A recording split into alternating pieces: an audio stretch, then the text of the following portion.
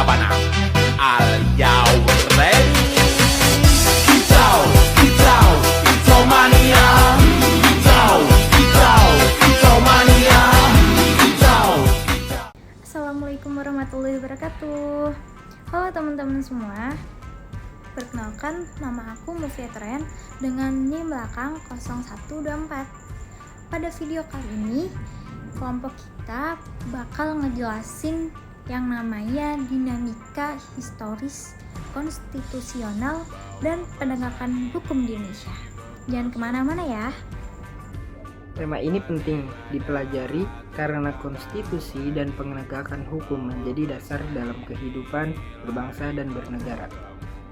Di pembahasan kali ini, itu tuh kita bisa tahu gimana sih perkembangan ketatanegaraan Indonesia dari masa ke masa. Selain itu, kita juga dapat mengetahui tantangan dalam penegakan hukum di Indonesia saat ini. Konstitusi adalah aturan dasar negara yang menjadi pedoman dalam menjalankan pemerintahan. Di Indonesia, konstitusi yang digunakan adalah Undang-Undang Dasar 1945. Sedangkan penegakan hukum adalah proses pelaksanaan hukum agar tercipta keadilan, ketertiban, kepastian hukum dalam bermasyarakat. Penegakan hukum dilakukan oleh berbagai lembaga seperti kepolisian, kejaksaan, pengadilan, dan Mahkamah Konstitusi. Tujuan penegakan hukum adalah menjaga hak masyarakat dan memastikan semua warga negara dilakukan selama ditegakkan hukum.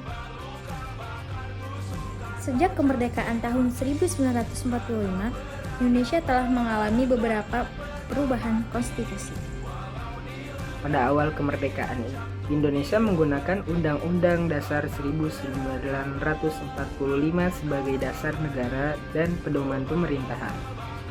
Kemudian, pada tahun 1949, Indonesia berubah menjadi Republik Indonesia Serikat atau RIS dan menggunakan konstitusi RIS. Namun, sistem federal tidak bertahan lama karena dianggap tidak sesuai dengan semangat persatuan bangsa. Pada tahun 1950, Indonesia kembali menjadi negara kesatuan dan menggunakan Undang-Undang Dasar Sementara 1950. Karena kondisi politik yang kurang stabil, Presiden Soekarno mengeluarkan Dekret Presiden 5 Juli 1959 untuk kembali menggunakan Undang-Undang Dasar 1945. Selanjutnya, pada era reformasi tahun 1998, Undang-Undang Dasar 1945 mengalami 4 kali amandemen. Amandemen tersebut bertujuan memperbaiki sistem pemerintahan, memperkuat demokrasi, dan melindungi hak asasi manusia. Penegak hukum di Indonesia juga mengalami perkembangan dari masa ke masa.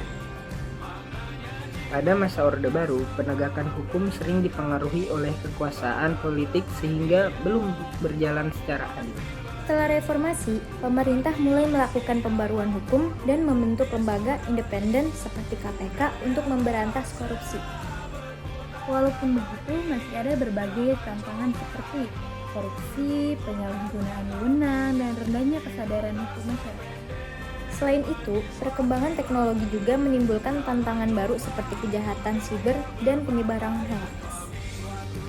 Karena itu, diperlukan penegakan hukum yang adil, tegas, dan transparan agar masyarakat percaya terhadap hukum.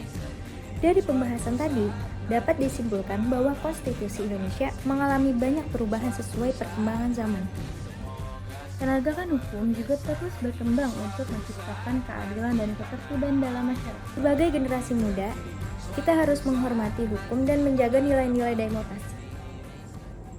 Labana, are you ready?